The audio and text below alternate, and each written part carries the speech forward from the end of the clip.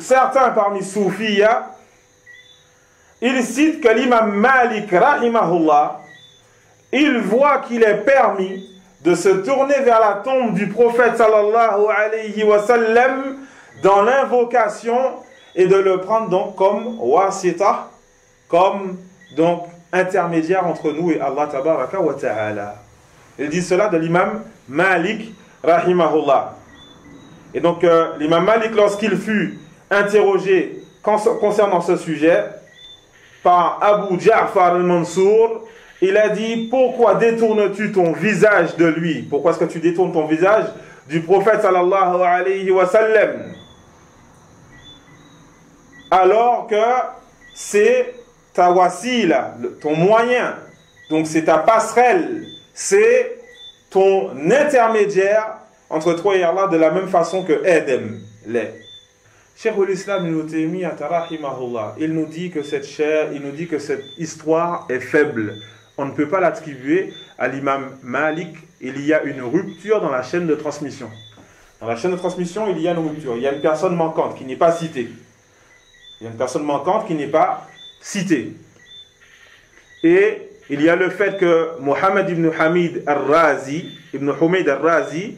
il n'a pas rencontré l'imam Malik. Celui qui nous rapporte cela, lui-même, de l'imam Malik, il n'a pas rencontré l'imam Malik. Il nous dit particulièrement, donc, à l'époque de Abu Ja'far. Car certes, Abu Ja'far est mort en l'an 158. Et l'imam Malik, rahimahullah, est mort en l'an 179. Et Mohammed ibn Humayd, il est mort en l'an 248. Celui qui nous rapporte cela, il est mort en l'an 248.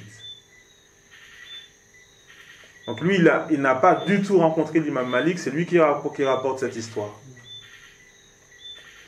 Et donc il dit que cette histoire est faible, on ne peut pas l'attribuer à l'imam Malik, notamment donc que cet homme, Mohammed ibn Humayd, lui-même, il est faible. Kadhabahu Abu Zur'a.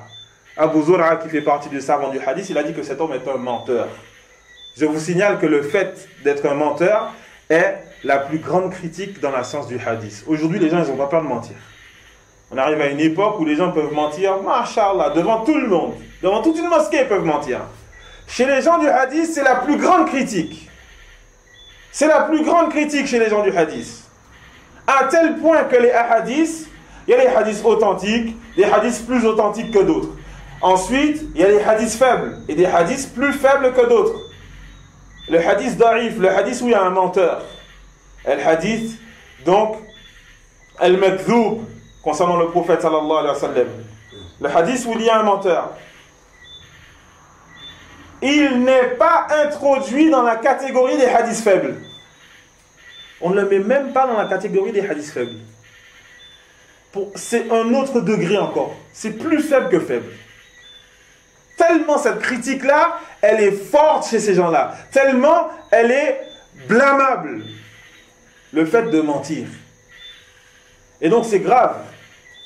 Et donc ces gens-là, les soufis, ils mentent sur l'imam Malik, rahimahullahu ta'ala. Et d'ailleurs, Ibn Taymiyyah rahimahullah, il nous dit: wa ashabu Malik lam yahku anhu hadhihi al-hikaya wa hiya mukhalifa li madhhabi Malik wal mashhur anhu. Et certes, les compagnons de Malik, donc ses élèves, ils n'ont nullement rapporté cela de lui. Tous ceux qui ont étudié chez lui n'ont pas rapporté cela de lui, de l'imam Malik. Et ça, c'est contraire au madhhab de l'imam Malik et de ce qui est connu de l'imam Malik. Alors comment est-ce qu'on peut dire que l'imam Malik, il dit qu'il est permis d'invoquer le prophète ou autre? Et donc ça, vous pouvez le trouver, parce que là, ici, je l'ai résumé. Je l'ai résumé, mais vous pouvez trouver cela donc dans Majmou al-Fatawa, le premier volume, à la page 227.